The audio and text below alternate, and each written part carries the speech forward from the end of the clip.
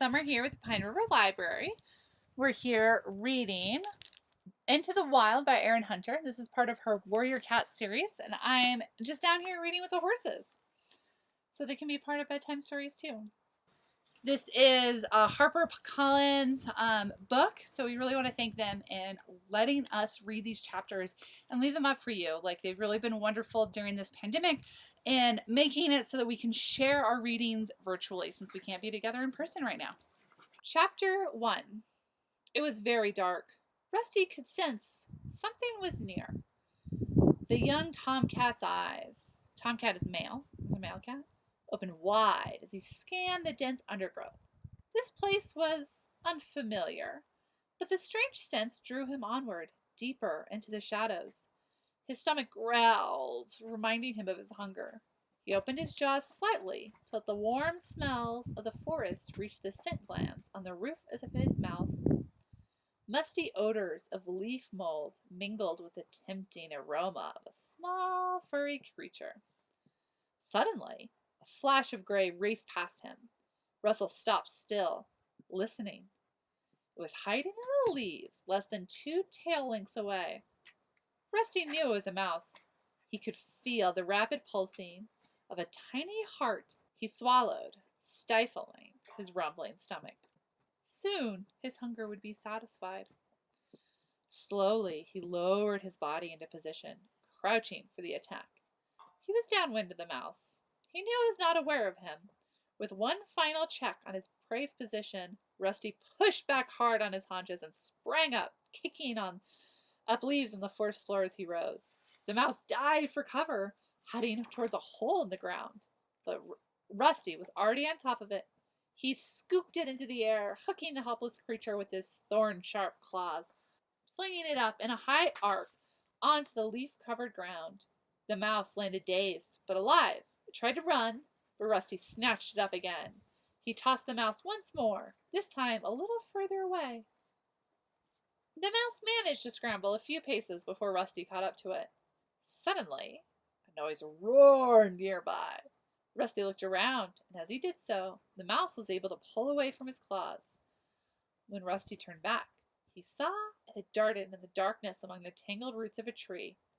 Angry, Rusty gave up the hunt. He spun around, his green eyes glaring, intent on searching out that noise that had cost him his kill.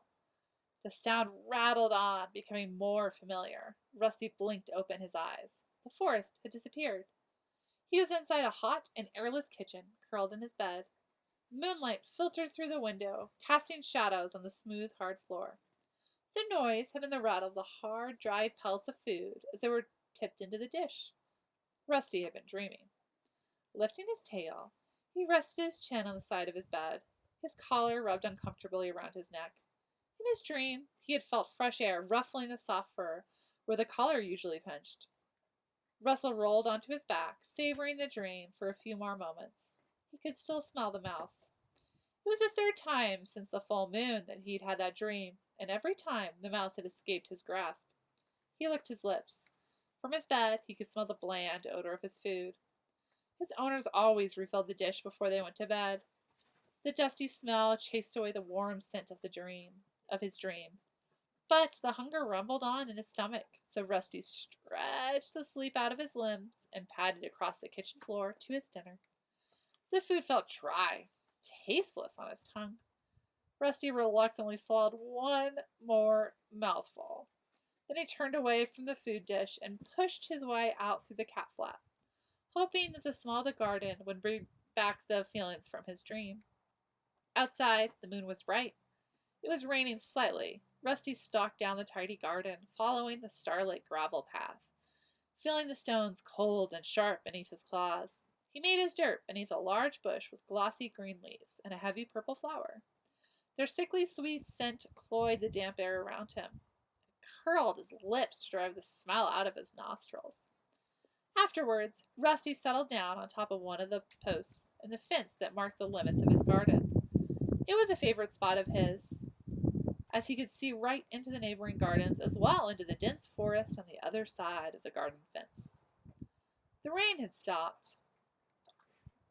Behind him, the close-cropped The close-cropped lawn was bathed in moonlight, but beyond his fence the woods were full of shadows. Rusty stretched his head towards to take a sniff of the damp air. His skin was warm and dry under his thick coat, but he could feel the weight of the raindrops that sparkled on his ginger fur. He heard his owners giving him one last call from the back door. If he went to them now, they would greet him with gentle words and caress and welcome him home into their bed, where he would curl, purring, warm in the crook of a bent knee.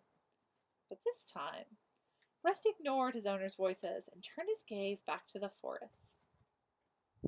The crisp smell of the woods had grown fresher after the rain. Suddenly, the fur on his spine prickled. Was something moving out there? Was something watching him? Rusty stared ahead. It was impossible to see or smell anything in the dark, tree-scented air.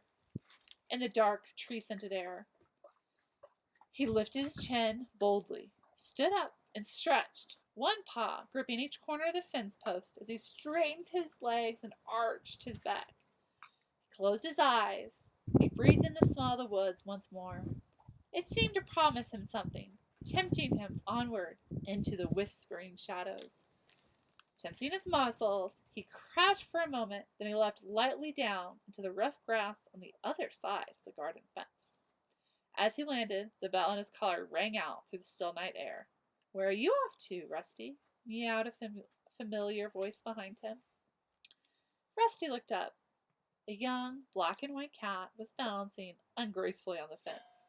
"Hello, Smudge," Rusty replied. "You're not going into the woods, are you?" Smudge's amber eyes were huge. "Just for a look," Rusty promised, shifting uncomfortably. "You wouldn't get me in there." "It's dangerous." Smudge wrinkled his black nose with distaste. Henry said he went into the woods once. The cat lifted his head and gestured with his nose over the row of fences towards the garden where Henry lived. "That fat old tabby never went to the woods," Rusty scoffed. "He's hardly been beyond his own garden since his trip to the vet. All he wants to do is eat and sleep." "No, really. He caught a robin there," Smudge insisted. "Well, if he did, then it was before the vet. Now he complains about birds because they disturb his dozing." "Well, anyway," Smudge went on, ignoring the scorn in Rusty's meows, "Henry told me there are all sorts of dangerous animals out there. Huge wild cats who eat live rabbits for breakfast and sharpen their claws on old bones." "I'm only going for a look," Rusty meowed. "I won't stay long." "Well, don't say I didn't warn you," purred Smudge. The black and white cat turned and plunged off the fence back down into his own garden. Rusty sat down in the coarse grass beyond the garden fence. He gave his shoulders a nervous lick and wondered how much of Smudge's gossip was true. Suddenly, the movement of a tiny creature caught his eye. He watched it scuttle under some brambles. Instinct made him want to drop into a low crouch. With one slow paw after another, he drew his body forward with the undergrowth. Ears pricked, nostrils flared, eyes unblinking. He moved towards the animal. He could see it, clearly now, sitting up among the barbed branches, nibbling on large seeds he held in its paws. It was a mouse. Rusty rocked his haunches from side to side, preparing to leap. He held his breath in case his bell rang again. Excitement coursed through him, making his heart pound. This was even better than in his dreams. Then a sudden noise of cracking twigs and crunching leaves made him jump. His bell jangled treacherously, and the mouse darted away into the thickest tangle of the bramble bush. Rusty stood very still and looked around. He could see the white tip of a red bushy tail trailing through the clump of tall ferns ahead. He smelled a strong, strange scent. Definitely a meat-eater, but neither cat nor dog. Distracted, Rusty forgot about the mouse and watched the red tail curiously. He wanted a better look. All of Rusty's senses strained ahead as he prowled forward. Then he detected another noise. It came from behind, but sounded muted and distant. He swiveled his ears backwards to hear it better. Paw steps? He wondered. But he kept his eyes fixed on the strange red fur up ahead and continued to creep onward. It was only when the faint rustling behind him became the loud and fast approaching leaf crackle that Rusty realized he was in danger. The creature hit him like an explosion, and Rusty was thrown sideways into a clump of nettles. Twisting and yowling, he tried to throw off the attacker that had fastened itself onto his back. It was gripping him with incredibly sharp claws. Rusty could feel spiked teeth pricking at his neck. He writhed and squirmed from whisker to tail, but he could not free himself. For a second, he felt helpless. Then he froze, thinking fast. He flipped over onto his back. He knew instinctively how dangerous it was to expose his soft belly, but it was his only chance. He was lucky. The pull away seemed to work. He heard a huff behind him as the breath was knocked out of his attacker. Thrashing furiously, Rusty managed to wriggle free.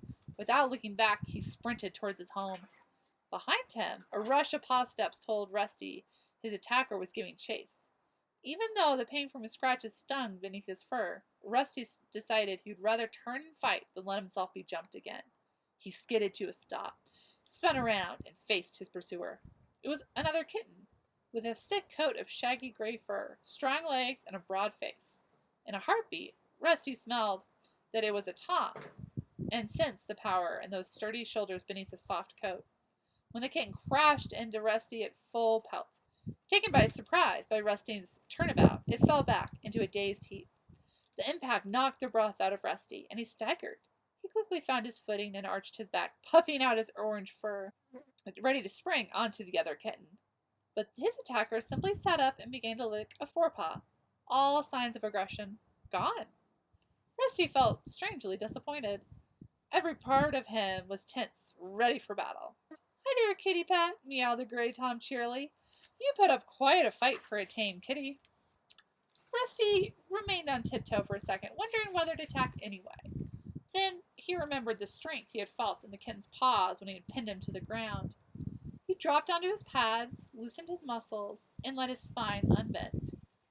"And I'll fight you again if I have to," he growled.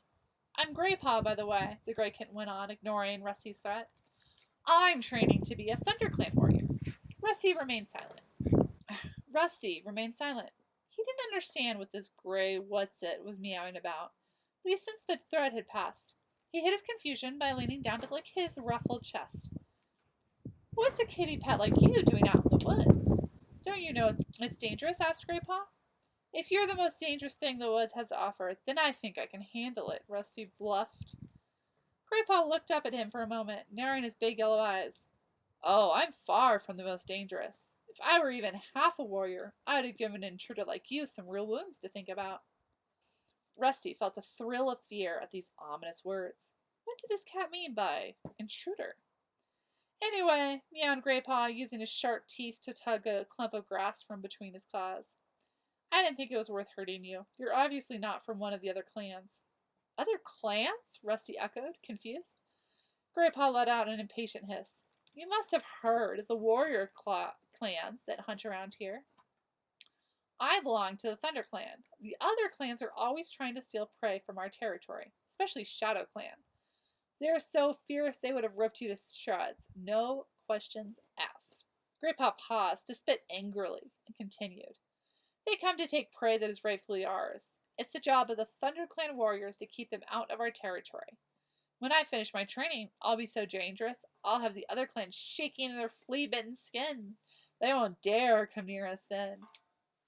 Rusty narrowed his eyes. This must be one of the wildcats Smudge had warned him about, living rough in the woods, hunting and fighting each other for every last scrap of food. Yet, Rusty didn't feel scared. In fact, it was hard not to admire this confident kitten. "So you're not a warrior yet?" he asked. "Why, did you think I was?" Graypaw purred proudly. Then he shook his head, his wide, furry head. "I won't be a real warrior for ages. I have to go through the training first.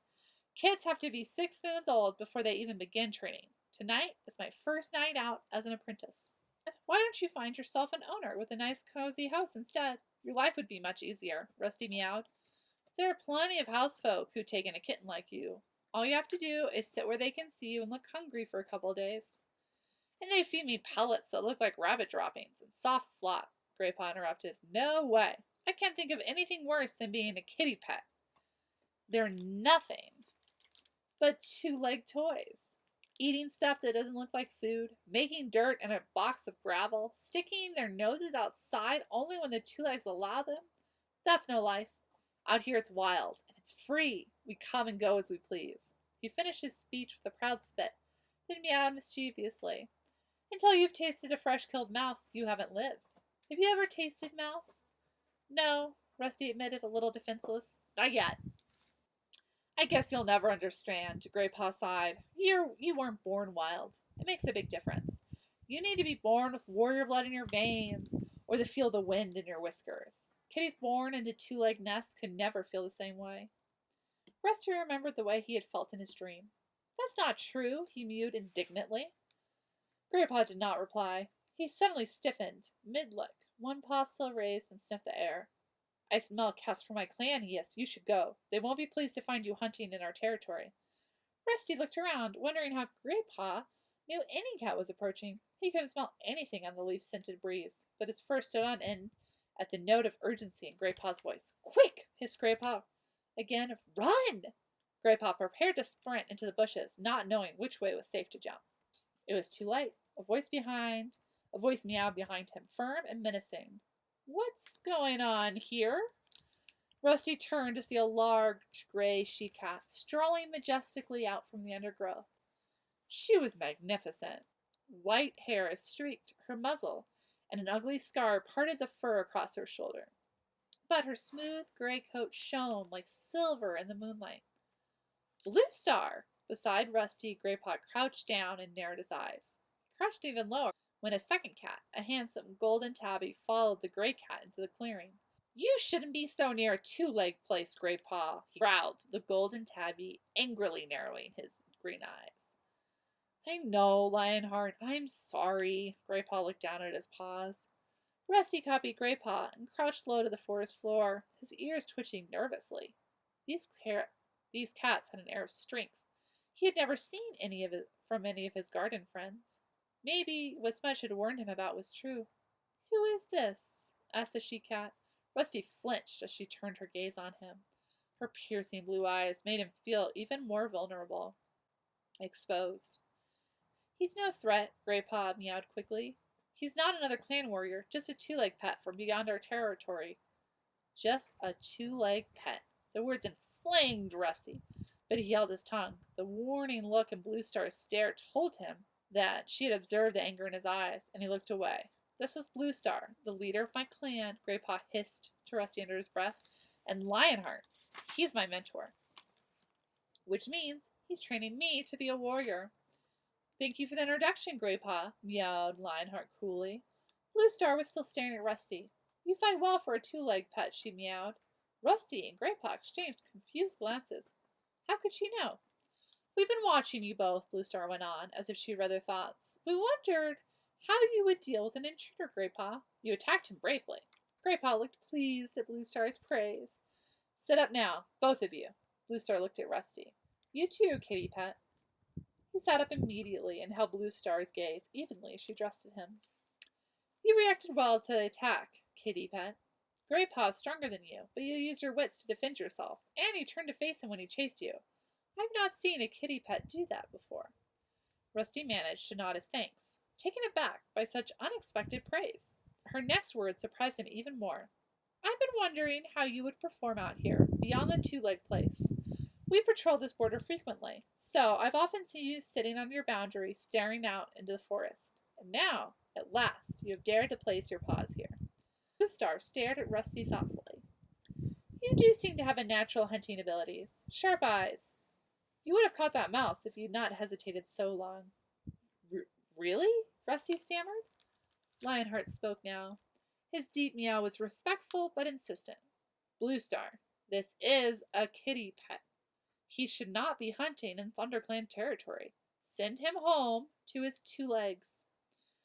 Rusty prickled at Lionheart's dismissive words. Send me home? He mewed impatiently. Blue Star's words had made